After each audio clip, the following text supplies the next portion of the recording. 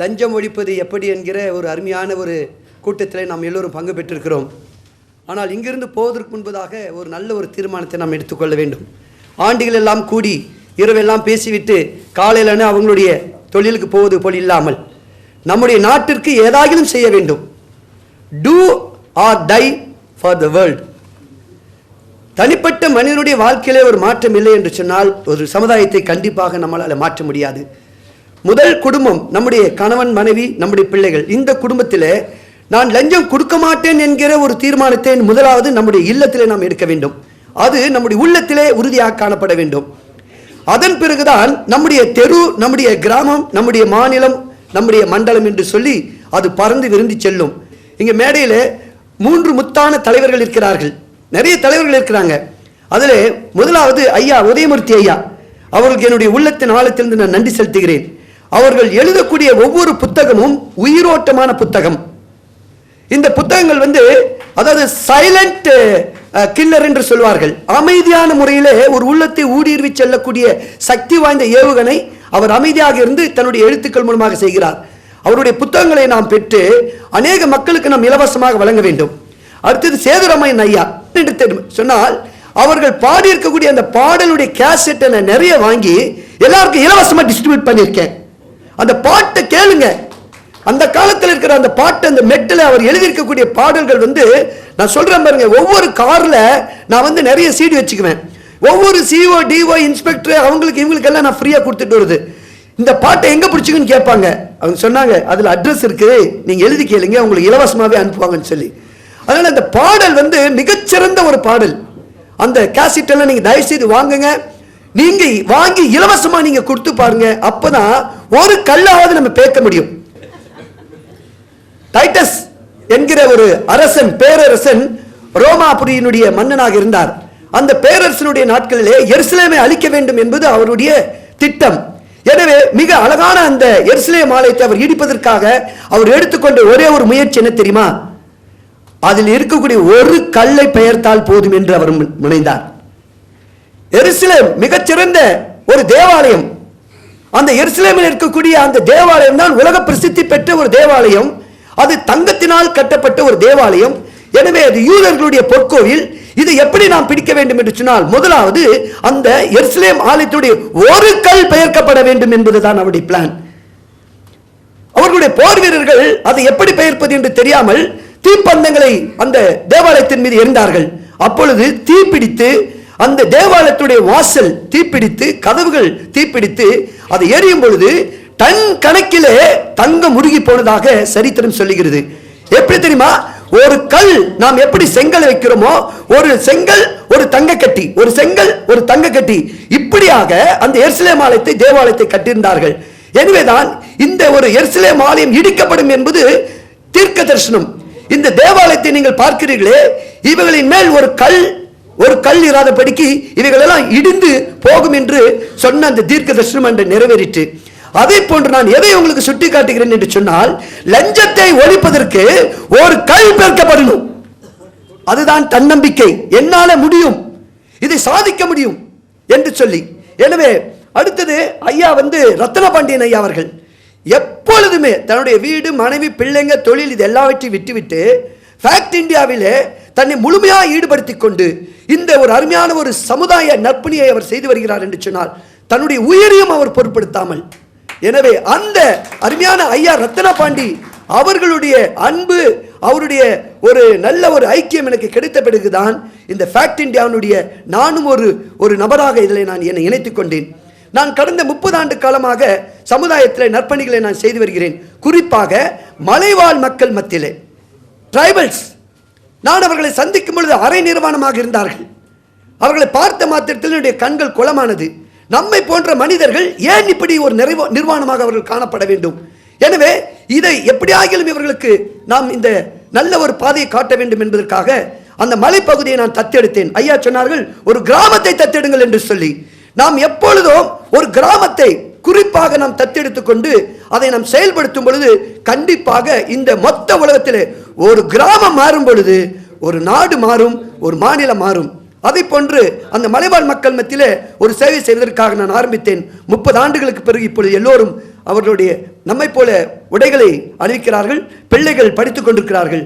அதாவது அந்த கிராமத்திற்கு 18 மைல் மலையின் மீது செல்ல வேண்டும், 18 மைல் திரும்பி வர வேண்டும். அங்கே எல்லா அரசியல்வாதிகளும் போகாத ஒரு கிராமம். அதாவது சொல்லப்போனால் ஆப்பிரிக்காவில் வெளிச்சமே உதயமாகாத ஒரு கண்டம் இருக்கிறது, காடுகள் இருக்குது, அந்த மாதிரி ஒரு காடு. இப்போ இந்த இடத்துல நம்ம போய் சேவை செய்யறதுக்கு ஒரு அங்கீகாரம் தேவை. எனவே சேவை செய்து கொண்டிருந்த நான் அந்த இடத்துல மக்களுக்கு பாதை இல்லை. இந்த பாதை யார் ஏற்படுத்துவது? ஃபாரஸ்ட் டிபார்ட்மெண்ட்ல என்ன செய்றாங்கன்னா, இதெல்லாம் ஃபாரஸ்ட்டை நீங்கள் அழிச்சிடுவீங்க, அதனால நாங்கள் ரோடு போட முடியாத. நாங்கள் சரி, இவர்கள் யாரை பிடிச்சா இந்த வேலை நடக்கும் பார்த்து அந்த ஜனங்க வழியில் ஹாஸ்பிட்டலுக்கு போயிட்டு இருக்கும்போது இறந்துட்டாங்கன்னா குழி பறித்து அங்கே புதைச்சிடுவாங்க. டெலிவரி ஆகலைன்னு சொன்னாக்கா 18 மைல் தூக்கிட்டு வரதுக்குள்ள வழியில் இறந்துடுவாங்க. அங்கே போய் ஒரு நாள் நீங்கள் யாராவது அங்கே தங்கியிருந்தீங்கன்னா அந்த மக்களுடைய உண்மையான நிலைமையை நீங்கள் புரிஞ்சுக்க முடியும். நம்ம போல ஒரு பாடுள்ள மனுஷனுங்க எவ்வளோ கஷ்டப்படுறாங்கன்னு. நான் அந்த இடத்துல ஒரு சமுதாய நற்பணியை செய்கிறதுக்காக தேர்ந்தெடுக்கப்பட்ட ஒரு காவல்துறை உயர் அதிகாரி, அவருடைய பேரை நான் சொல்கிறேன் பிற்பாடு, அவரிடத்தில் நான் அணுகினேன். ஐயா, இந்த மலைவாழ் மக்களுக்கு எந்த அரசியல்வாதி வந்தாலும் பொய்யான வாக்குறுதிகளை கொடுக்கின்றார்கள், மக்களுடைய ஒரு வாழ்வை அவர்கள் மாற்றி அமைக்கவில்லை என்று சொல்லி, சரி அவர் என்னிடத்தில் நான் அந்த இடத்திற்கு வருகிறேன் என்று சொன்னார். அந்த இடத்தில் அவரை அழைத்து கொண்டு போகும் பொழுது அந்த மாவட்டத்துடைய ஆட்சியாளர் இடத்துல அவர் அந்த மலையிலிருந்து போன்ல பேசுறாரு. நீங்க ஐஏஎஸ், நான் ஐபிஎஸ், நம்ம 2 பேரும் சேர்ந்தா ஒரு நாட்டை கண்டிப்பா தலைகளை மாற்ற முடியும்னு சொன்னாரு. நீங்க செய்றீங்களா அல்லது நான் செய்யட்டுமான்னு கேட்டாரு. ஐயா சொல்லுங்க, நாங்க இந்த 2000 மக்கள் இருக்காங்க, இந்த மலைவாழ் மக்கள், உணவு கிடையாது, உடை கிடையாது, கல்வி கிடையாது, சாலை வசதி கிடையாது, மருத்துவம் கிடையாது, மனிதனுக்கு தேவையான இந்த 5 அத்தியாவசிய வசதிகள் இல்லாமல் செத்து கொண்டிருக்கிற இந்த மக்களுக்கு என்ன செய்யலான்றீங்க? சரி, உடனடியாக சாலை செய்யணும், சாலை போட்டா எல்லா தொடர்புகள் என்ன செய்யும், கிடைக்கும் என்று சொல்லி கிட்டத்தட்ட 75 லட்சத்திற்கு அங்கே முதல் படியாக அங்கே சாங்ஷன் ஆனது. 2 உயர் அதிகாரிகள், ஒரு ஐஏஎஸ் ஒரு ஐபிஎஸ், 2 பேர் சேர்ந்து திட்டமிட்டாங்க. இன்றைக்கு அந்த மலைப்பகுதிக்கு சாலை போட்டிருக்கிறது. அது யார் தெரியுமா? Doctor Pradeep Philip IPS. இன்னைக்கு ஐஜியா இருக்காங்க. இதே சென்னையில் ஒரு பைசா கூட லஞ்சம் வாங்காத ஒரு அதிகாரி இருக்கிறார் என்றால் அவர் டாக்டர் பிரதீப் பிலிப் ஐபிஎஸ். இப்படி லஞ்சம் வாங்கிட்டு இருக்கிறவங்களை பற்றி நம்ம பேசிட்டு இருக்க கூடாது. லஞ்சம் என்பது கருவறையிலிருந்து கல்லறை வரைக்குமே லஞ்சம் இருக்கு. ஒரு குழந்தை ஆனா பெண்ணான் பார்க்கறது கூட லஞ்சம் கொடுக்கணும். ஒருத்தர் செத்து போயிட்டானா அந்த அந்த சவக்கிடங்கிலிருந்து வெளியில கொண்டு வரதுக்கு கூட ஐயா சொல்லிட்டு போனாங்க. இப்போ ஒரு மனுஷன் செத்த பிறகுதான் செலவு ஜாஸ்தி, போஸ்ட்மார்டம் செலவு. ஆகவே கருவறையிலிருந்து கல்லறை வரைக்கும் இருக்கக்கூடிய இந்த லஞ்சத்தை ஒழிப்பதற்கு நாம் முயற்சி எடுத்துக்கொண்டே இருக்க வேண்டும். ஆனால் முதலாவது நம்மை அந்த அந்த புனிதமான போரிலே, அந்த புனிதமான பணியிலே நம்மை அர்ப்பணித்துக் கொள்ள வேண்டும். எனவே மேடையில் இருக்கக்கூடிய இத்தனை பெரியோர்கள் தன்னுடைய வாழ்க்கையை அர்ப்பணித்திருக்கும் பொழுது நாம் ஏன் அதை செய்யக்கூடாது என்று, அதே போல மாவட்ட ஆட்சியர், நான் குறிப்பாக சொல்ல வேண்டும், அந்த மாவட்டத்தில் மிகச்சிறந்த ஒரு ஆட்சியாளர் என்று சொல்ல முடியும், ஒரு பெண் அதிகாரி ஐஏஎஸ். அவர்களிடத்தில் இந்த தகவலை நான் கொடுத்தேன், இந்த மலைவாழ் மக்களுக்கு ஏதாகிலும் செய்ய வேண்டும் என்று சொல்லி நிச்சயமாக செய்தார்கள். அவர்தான் நம்முடைய தருமபுரி மாவட்டத்தினுடைய முன்னாள் மாவட்ட ஆட்சியர் அமுதா ஐஏஎஸ் அவர்கள். திருமதி ஐஏஎஸ் அமுதா அவர்கள் ஒரு மிகச்சிறந்த ஒரு ஐஏஎஸ் ஆபீசர்.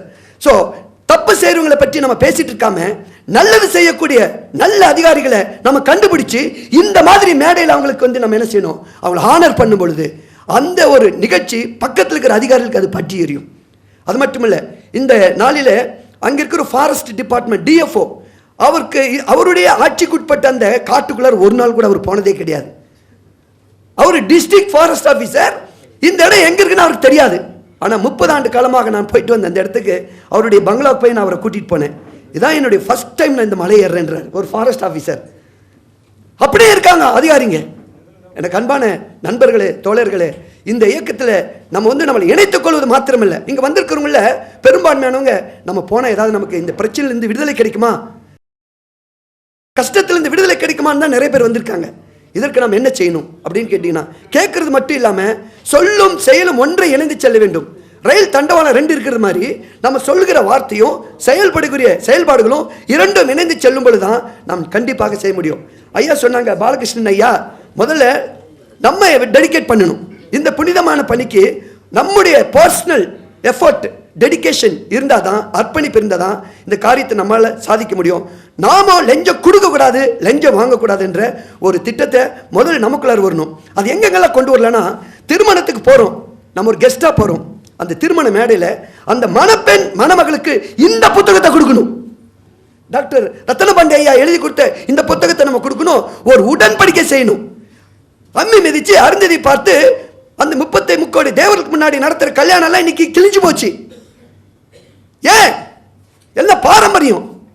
ஆனா அந்த மேடையில் கல்யாணம் ஆகக்கூடியவன், அந்த அந்த புது தம்பதிகள், நான் லஞ்சம் வாங்க மாட்டேன், லஞ்சம் கொடுக்க மாட்டேன். லஞ்சம் என்கிற மறுபேர் தான் இன்னைக்கு வரதட்சணை. வரதட்சணை இல்லாதனால எத்தனை பெண்கள் இன்னைக்கு தீக்கிரையாக்கப்பட்டிருக்கிறார்கள். அதெல்லாம் ஒரு பெரிய வரலாறு நடந்துட்டு இருக்குது. அதெல்லாம் பேசுறதுக்கு நேரம் இல்லை. எனவே இந்த லஞ்சத்தை நம்ம ஒழிக்கிறதுக்கு எங்கெங்கெல்லாம் இந்த விழிப்புணர்வை நம்ம ஏற்படுத்தணும்னு சொன்னீங்கன்னா, முதலாவது இடம் இந்த மாதிரி விழாக்களில். அடுத்தது என்ன தெரியுமா? பள்ளிக்கூடத்தில் ஒரு சிலபஸே கொடுக்கணும். மாணவர்களுக்கு மத்தியில் லஞ்சத்தை பற்றி ஒரு விழிப்புணர்வு கண்டிப்பாக கொடுக்கப்பட வேண்டும்.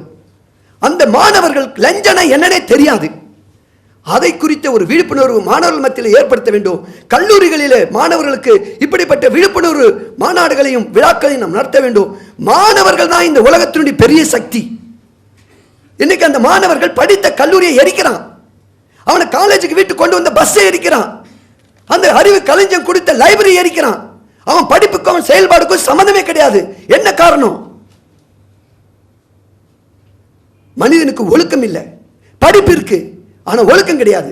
அந்த ஒழுக்கத்தை கற்றுத்தரக்கூடிய அந்த பள்ளிக்கூடங்களில் லஞ்சத்தை பற்றி விழிப்புணர்வை நாம் ஏற்படுத்த வேண்டும். ஏன்?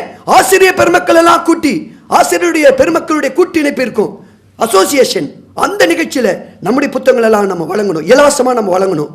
அதற்கு நம்ம கொடுக்கணும் அல்லது வாங்கணும். இப்போ ஐயா அவர்கள் 3 ஆண்டு காலமாக அவருடைய அனுபவத்தை அந்த புத்தகம் எழுதியிருக்கிறார். அந்த புத்தகத்தை நம்ம இலவசமாக, நாம் அங்கே பணம் கட்டி வாங்கி நம்ம இலவசமாக கொடுத்தா அது மிகப்பெரிய ஒரு சேவை. இந்த மேடையில் ஐயா அவருக்கு இந்த அருமையான புத்தகத்தை வெளியிட்டிருக்கிறாரு. என்னுடைய உள்ளத்தின் ஆழத்திலிருந்து அவருக்கு நன்றி செலுத்தி, இதில் ஒரு 1000 புத்தகத்தை நான் அவரிடத்திலிருந்து விலைக்கு வாங்கி நான் இலவசமாக கல்லூரி மாணவர்கள் கொடுக்க போகிறேன்.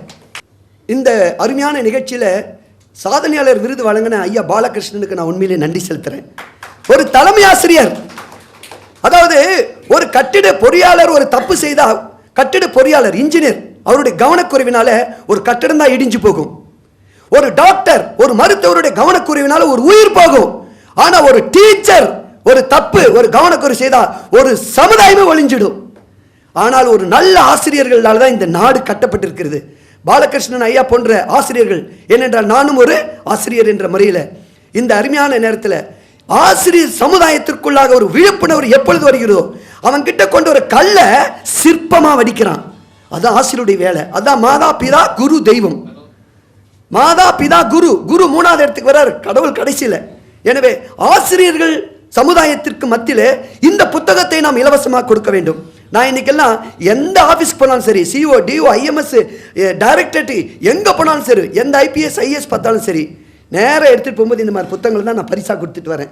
இன்றைக்கி நம்முடைய தமிழ்நாடு மாநில மனித உரிமை ஆணையத்தினுடைய சேர்மன் ஐயா வெங்கடாச்சலம் அவர்களுக்கு இந்த மாதிரி புத்தகங்களை நான் வழங்கியிருக்கிறேன். பெரிய பெரிய காவல்துறை அதிகாரிகளுக்கு இந்த புத்தகங்களை நான் வழங்கியிருக்கேன்.